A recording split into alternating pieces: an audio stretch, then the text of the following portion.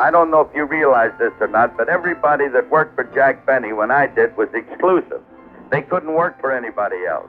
Don Wilson could never go on another show unless he got permission from Jack. Mary Livingston, his wife, couldn't. I couldn't. Rochester couldn't. Jack Benny was anything from what he portrayed. He was anything but a screw. We were making so much money that we didn't know what to do with it. Enough that we didn't have to work with anybody else. And then Jack used to come to you about every 6 months and say, go to a guy by the name of Blum, at that time was his manager, and say, tell him to give you some more money. I said, Jack, I don't need any more money. I said, you got me off of the road. This is the first time I ever had a house. And he says, I know, but tell him to give you. I said, what for? All I'm doing now is, hey, Jackson, hello, Mary, here comes Rochester. I had 3 lines. And he used to say, go get some more money. So I'd go and tell Blum to give me some more money. The next Sunday, I'd be sitting over in the restaurant on Vine Street, and Jack would say, hey, if you got a quarter, I want to get a couple of Robert Burns cigars. 2 of Benny's longtime friends were his band leader, Phil Harris, and announcer Don Wilson. Most people ask the question, was Jack Benny as funny off the air as on? Jack was not that kind of a comedian. Jack was a great listener and appreciator of other comedians when they were on. And he would always stay in the background. He would always laugh and get a lot of enjoyment out of another comic's work. And great applause from Benny. But if Benny was in a crowd of comedians, he was eventually on. He could top everybody. But he was just not in real life a one-liner stand-up comedian like a Pearl or George Burns or somebody like that, you know. He was a real and thoroughbred professional from start to finish. He always demanded the very, very best that he could possibly get. And if there ever was to be an irreplaceable man, Jack Benny would unquestionably be that man. At 7 p.m. Eastern Time on December 18th, Jack Benny took to the air with what had become a programming staple, his Christmas shopping episode.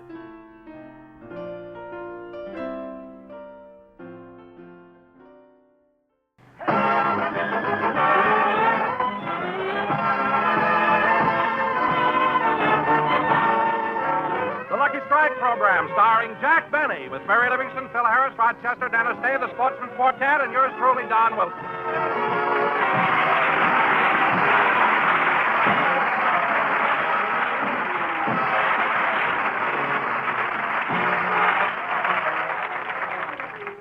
Ladies and gentlemen, let's go out to Beverly Hills. It's morning, and hundreds of people, brimming with the Christmas spirit, are waiting for the local department store to open its doors.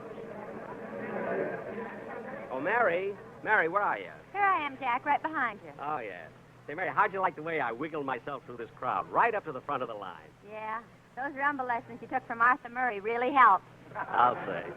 When we started, we were way at the end, and now there's only one man ahead of me. Hello, Jack. Hello, Mr. Murray.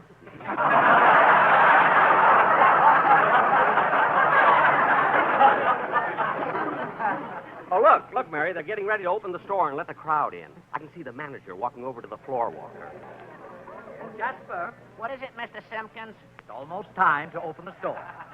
Are all the clerks at their station? Yes, sir. Good. You will open the doors in 10 seconds. Are you ready for final inspection? Yes, sir. Hair? Combed. Chin? Out. Jacket? Pressed. Carnation? Moist. Good.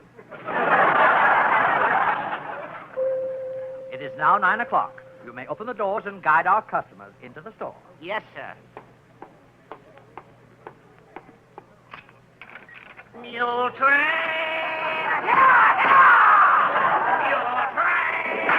Get in there! Giddy up! Get in there! Get going at it! Come on it! Mule train!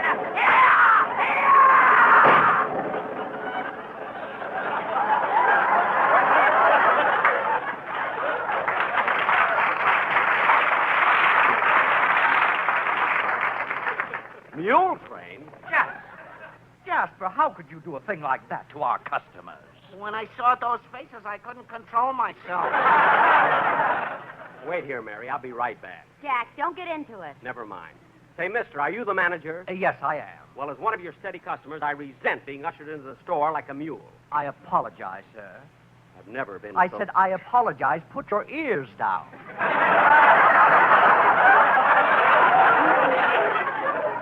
Now, look, mister... Jack, I told you not to get into it. Come on. Oh, all right.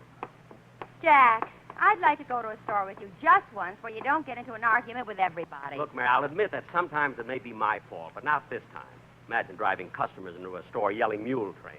Well, don't stand there complaining. Go have your coat fixed. My coat? His whip tore your sleeve off. Oh, yeah. Well, I'll just pin it and then fix it when I get home. Come on. Mary, what do you think I ought to get for my sister Florence in Chicago? Oh, I don't know. It ought to be something nice. You know, Mary, I have no brothers and no other sister. Florence is my only close relative.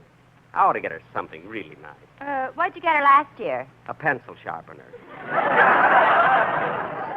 Oh, how sweet, Jack. But then she is your only sister. Yeah. After all, you know. Jack, let's go outside and come in the store again. Why? I want that guy with the whip to get another crack at you. Nothing doing. He had his chance. Anyway, I can't understand a store like this bringing customers in just the way Hey, they... pardon me, mister. Did you see my wife? Huh? Are you talking to me? Yeah. Did you see my wife? No, I haven't. As a matter of fact, I don't even know your wife. And how do you know you didn't see her?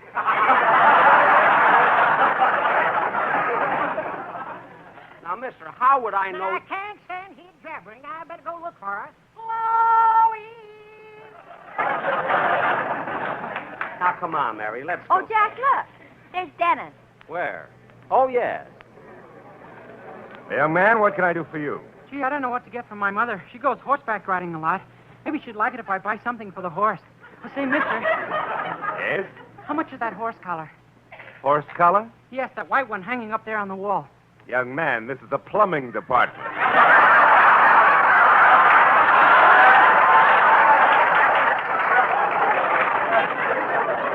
Just what is it you're looking for?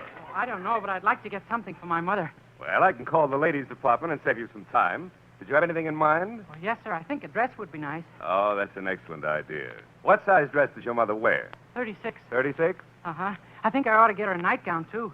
Size 58. Wait a minute, son. If your mother wears a 36 dress, why would she wear a 58 nightgown? She doesn't sleep in her girdle.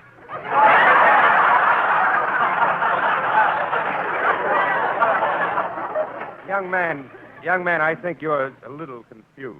However, I will admit there is a little variation in size, but very slight. Gee, I hope that movie company doesn't find out.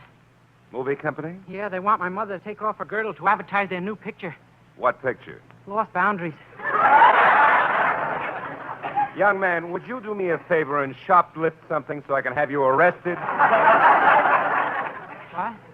Let it go. Is there anything else I can do for you? Uh-huh. Those men's shirts in that case across the aisle, are they real silk? Oh, yes, they are. They'd make a wonderful gift for your father. Oh, they're not for my father. I'd like to buy them for Jack Benny. Jack Benny. Do you know him? Oh, sure. He's on one of my shows.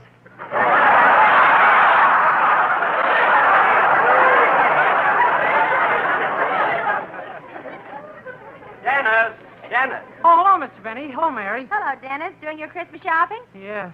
Gee, I was just going to decide on Mr. Benny's gift, and he had to walk up and spoil the whole thing. Oh, I'm sorry, kid. I didn't know you wanted to be a secret. Yeah. Now you'll have to close your eyes. Okay. Got them closed? Uh-huh.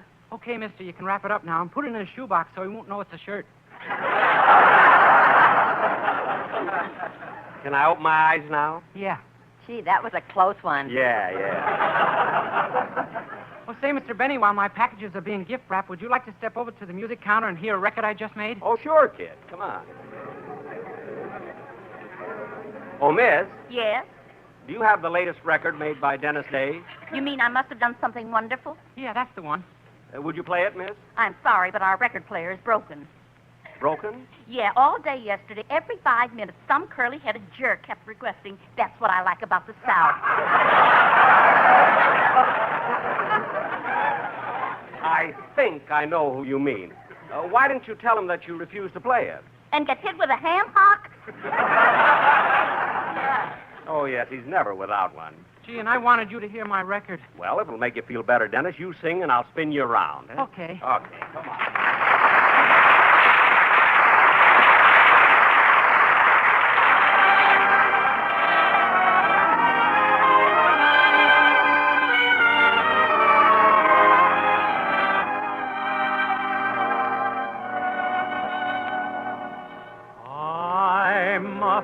done something wonderful to find someone like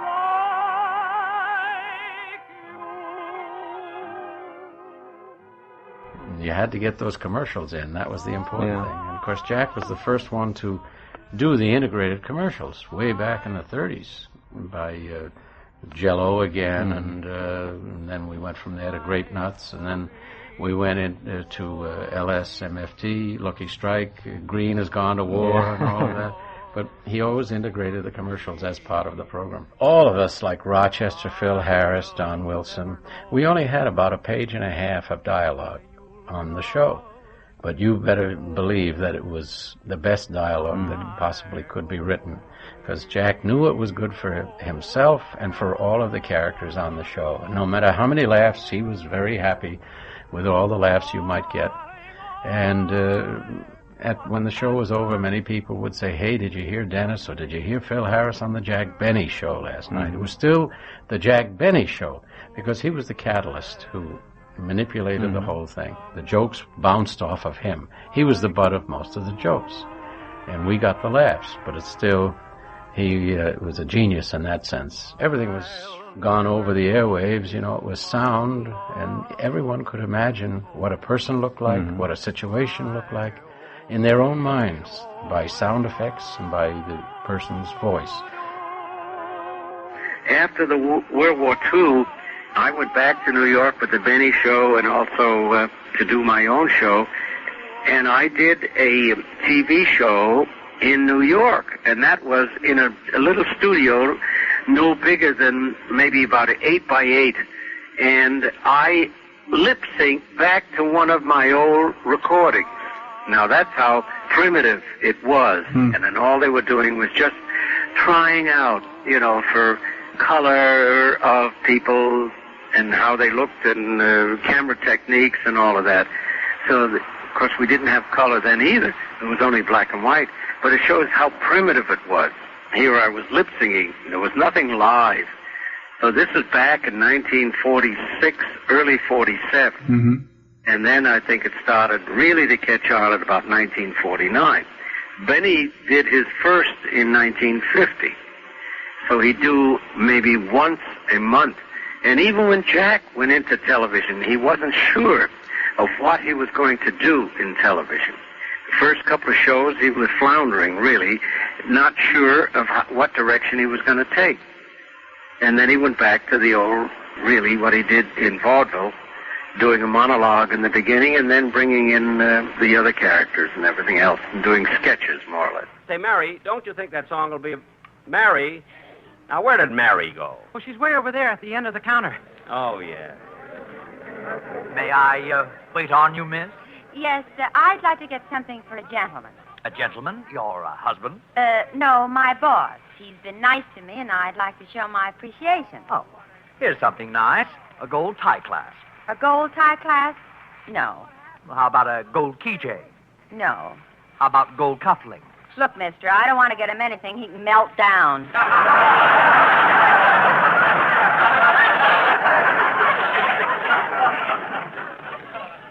Gee, I wish I could think of something. Well, miss, perhaps I could help you better if you told me how closely you two are associated. Are you engaged? No, we're not. Is he your boyfriend? No, as a matter of fact, he treats me more like a sister. How about a pencil sharpener?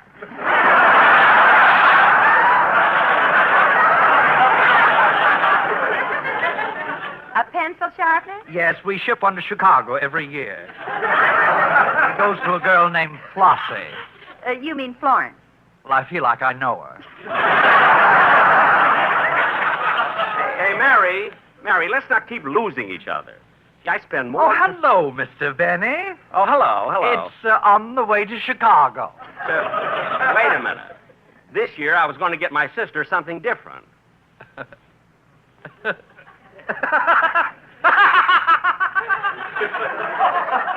Come on, Mary, let's go.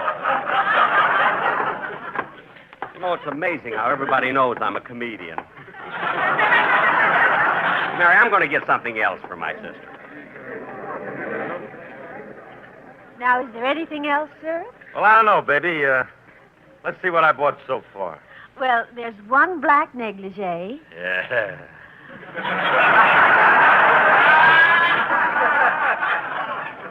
That's for my ever-loving wife. Oh, you're married? Am I married? Why, I'm married to Alice Faye, the sweetest little gal who ever... Oh, come on now, baby. Stop crying. There ain't enough of me for everybody.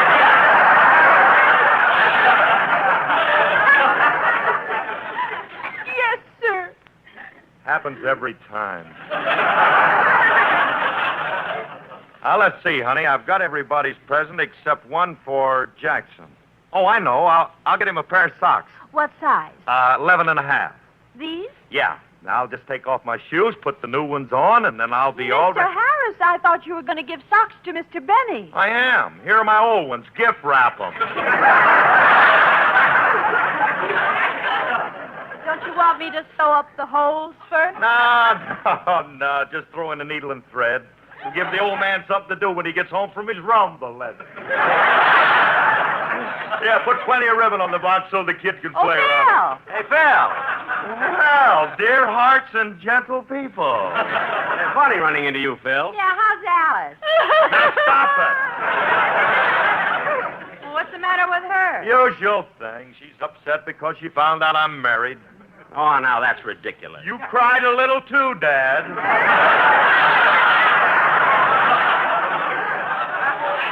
All right. But that was during the ceremony. It had nothing to do with you. Well, then why'd you cry? Because you wouldn't let him go on the honeymoon. Sorry, stop. I've seen Now, Niagara Jackson, Falls. I got to finish my shopping, kids. Look, I've got to get some California pennants. California pennants? Yeah, you see, I'm going to the Rose Bowl game, and I want to cheer for California, but all they got in this store are pennants from Syracuse. Pennants? From Syracuse? Sure, there's a big box of them right up there on the counter. See what it says? Syracuse pennants. That's circus peanuts.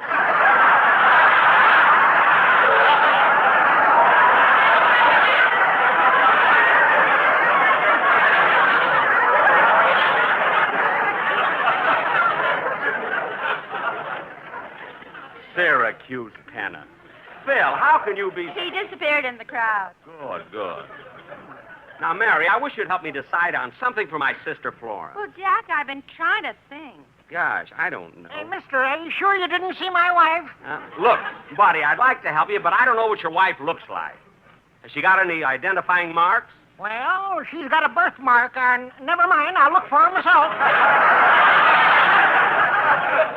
Yes, you better. Chloe!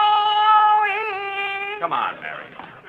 Why does everybody have to pick on me? Well, have you made up your mind, sir? Huh? Oh, I was just looking around.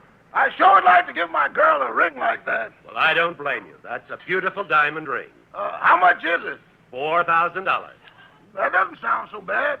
Wait till I look at my bank book. Well? Wait till I turn the page. Well? Wait till I turn another page. Well? Just a minute, I'm on the last page. Well, what's on the last page? Put something in the pot, boy.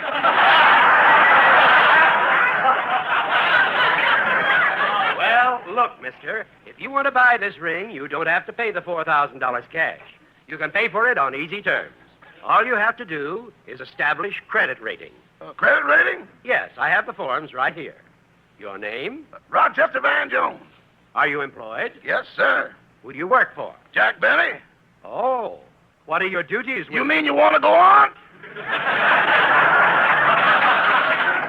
Why, yes. What are your duties with Mr. Benny? Well, besides being his rumble partner, I'm his personal secretary, legal advisor, attorney at law, and I also select the scripts for the movies he makes. You pick his movies? He has to blame somebody.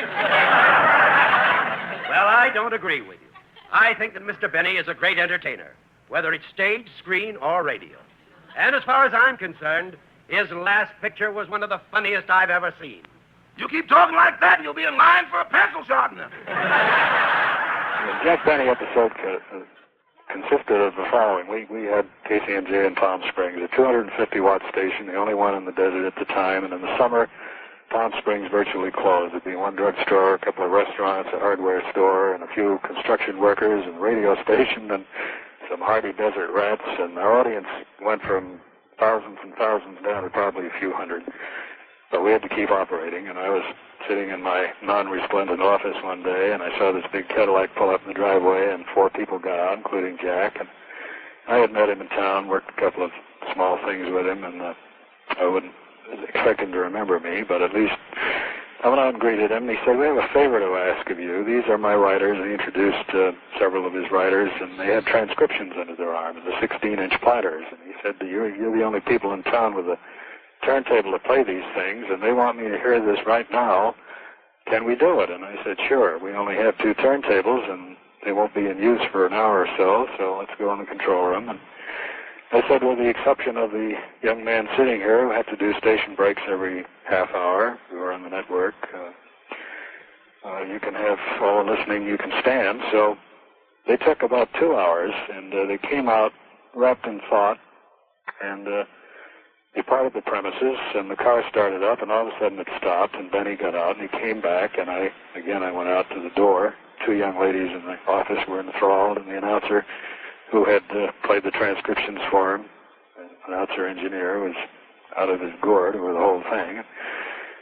So Jack walked up to me, and he said, I don't know what's the matter with my manners. He said, you've been so good to us and given us this time to listen to these platters, and he said, I didn't thank anybody. And he said, I want to thank you very much. And I said, well, it's not necessary. It's a pleasure to have you, of course. And so he said, and especially I want to thank that young man. And he started for the control room, and just as he opened the door, the red light over his head went on. He didn't see it. And the young man said, this is KCNJ Palm Springs, and took a pause. And during the pause, you could distinctly hear this voice say, young man, thanks a lot. Great. Then the young man started to read the spot, cracked up, couldn't make it. And the spot went down the drain, and Jack went home, and I went back to my office, and the telephone rang. And it was the client, who was a real estate broker new in town. And I had sold him the account. It was a firm 52-week deal. We had very few of those. And he said, I thought you told me you ran a professional radio station. I said, I did tell you that, and we do. And he said, then who was that screaming over my spot? And I said, well, it wasn't just anybody off the street. It was, believe it or not, Jack Benny. And he said, oh, sure, I bet. Well, you're through. None of my business for you anymore, and slammed down the phone. Well, there's one more sub-bar to this whole darn thing. We had always tried to get a gimmick for every real estate man. We had a temperature report. Your mother-in-law's freezing in Pittsburgh. It's 80 in Palm Springs. Buy a house today, that sort of thing. So the biggest real estate broker in Palm Springs had refused to buy from us because we hadn't come up with a suitable gimmick. And I met him on the street the next day, and he said, a fine friend you are. He said, the newest guy in town selling real estate, you give him Jack Benny doing your spots. That is the rumor the man had started. Benny did his spots. And he never, did he ever come back? No, but as a matter of fact, he foundered and left town shortly afterwards. Serves him right. Jack, I think Rochester's over there picking out a gift for you. Yeah, I guess so. I don't want to see me, so let's move on. Oh, Jack! Hey, it's Don. Hello, Don. Well, hello, Mary. Oh, say, Jack, I just bought you a present, but I felt it was silly to wait until Christmas, so I'm going to give it to you now. Here. For me? A mop? But, Don, what can I do with a mop? This isn't a mop. I just put a handle on it so you wouldn't be embarrassed carrying it home.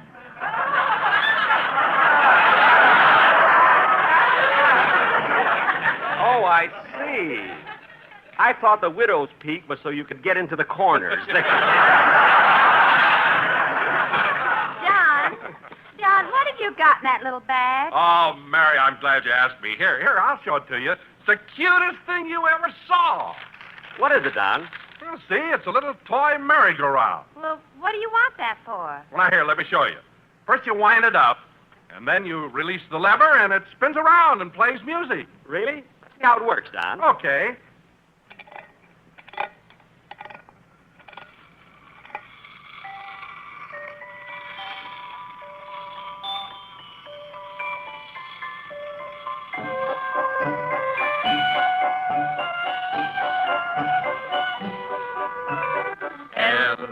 LSMFT, Lucky Strike is as good as can be. the lucky, and you will soon see.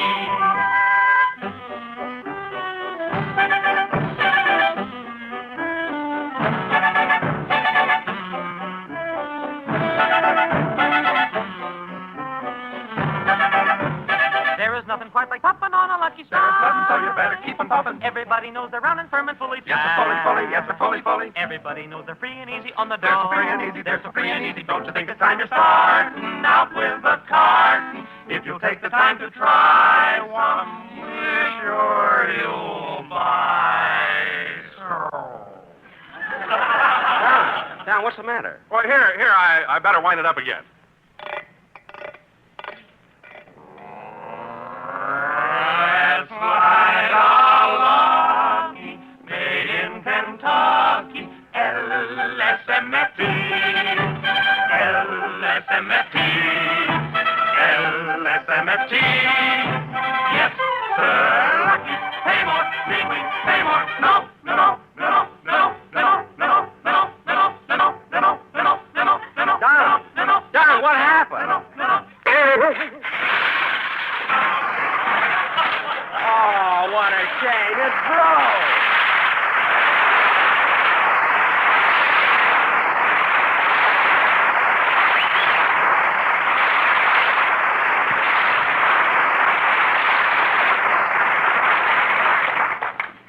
Don, that's the cutest toy I ever saw. Yeah, it's a shame it broke. Oh, that's all right. I'll get another one. Well, I've got to run along now. See you kids later. Bye, Don. So long, Don. Now, Mary, I don't want to be here all day. I'm going to get that other present from my sister. Let's go over to the perfume counter. Well, Jack, I've got some other shopping to do, so I'll meet you there later. All right, Mary. Don't be too long. Yeah, I wonder what kind of perfume I ought to get. Oh, there you are. What? Where is she? Oh, for heaven's sake. Why do you keep asking me about your wife? I told you I don't know what she looks like. Well, here. I'll show you a picture of her. See? This? This is your wife? Yep. Seems silly of me to keep looking for her, don't it? I don't know. Anyway, miss, she must be in the store someplace, so just keep looking and you'll probably find her. I hope not. So long, Rube. Rube? Oh. I'd like to get out of here so I can stop running into such silly... Oh, here's the perfume counter. Must be something nice here for my sister. Oh, clerk! Clerk! What can I do for you?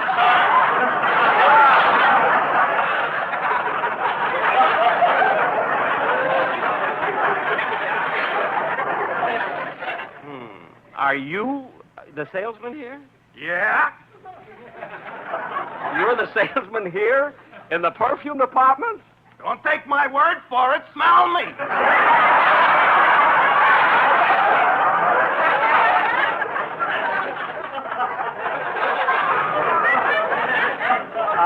I'll take your word for it. Thank you. Yeah. Now, what kind of perfume would you like to buy? Well, what kind have you got? Taboo, temptation, shocking, white shoulders, surrender, and you should excuse the expression, my sin.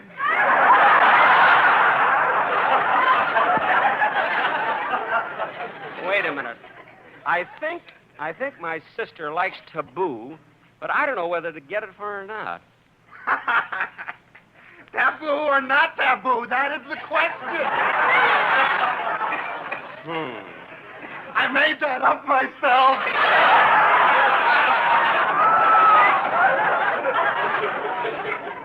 I know. Yeah. Everybody says I'm another Milton Boyle.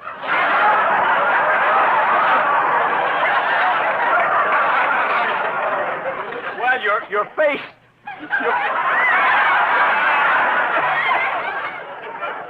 Your face does look a little like a kinescope. Now, let's see some other perfumes, please. Okay. We have some very nice imported ones. Evening in Paris. Uh-huh. Midnight in Madrid. Uh-huh. Here's a domestic one. Morning in the smog. Oh, are they bottling it now? Why not? We got enough of it.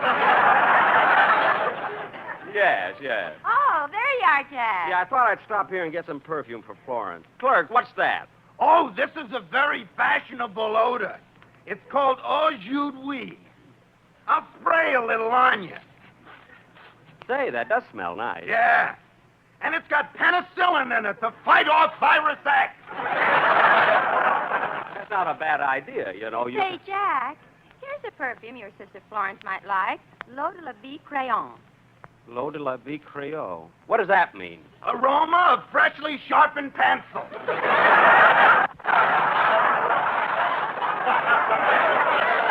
Oh, you're no help. Imagine putting a clerk like you behind a perfume counter. Oh, this ain't my regular job. I just sell perfume during the Christmas rush. I thought so. What is your regular job? I'm a goose girl at Hollywood Park.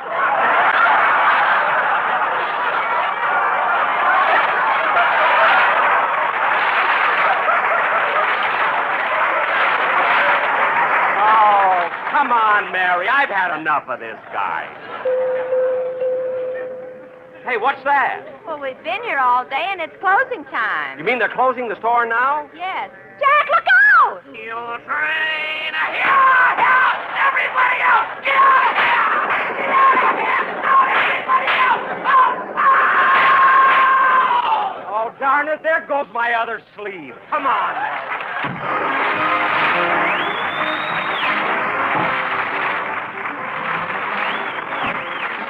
Ladies and gentlemen, Care food packages have been improved and increased with more meats and fats that mean health to hungry children and families overseas. 22.5 pounds of life-giving food for $10. Delivery guaranteed. Send your contribution to nonprofit Care, Los Angeles or New York. That's C-A-R-E, Care, Los Angeles or New York. We were out for General Foods and Jell-O for 10 years. And Lucky Strike came after that. Lucky Strike sponsored Jack and the Benny Show for 15 years. They were the greatest longevity of any client on the show.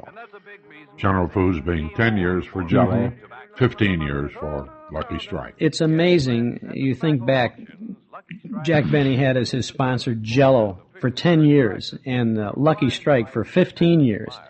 And today, now here in the 1980s, you're lucky if you get a sponsor to pick up a 30-second commercial during a television special.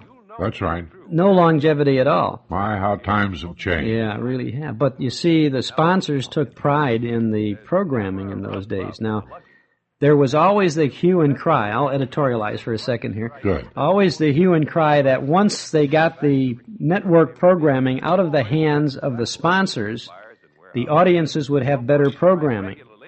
And eventually, through the 50s and the 60s, the programming moved away from the sponsors, who really produced the shows through their advertising agency, or most of them. You got it.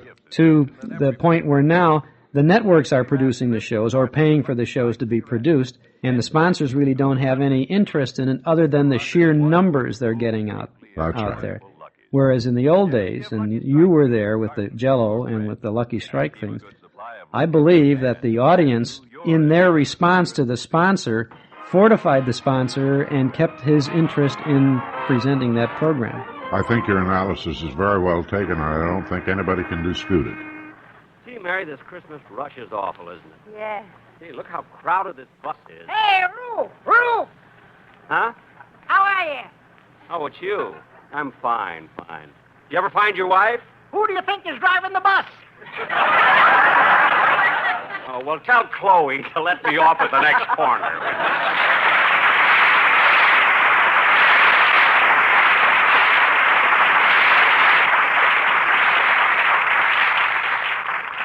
Ladies and gentlemen, next Sunday, 2 hours before my own show on the same network, the Actors Company will present The Man Who Came to Dinner with Charles Boyer, Mel Ferrar, Henry Fonda, John Garfield, Gene Kelly, Dorothy McGuire, Gregory Peck, Rosalind Russell, and yours truly, Jack Benny.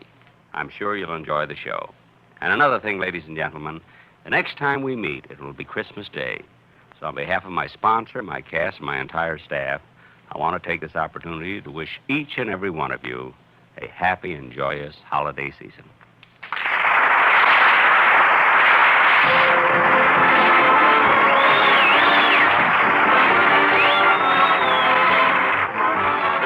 hear Dennis Day and a day in the life of Dennis Day. Stay tuned for the Amos and Andy Show, which follows immediately.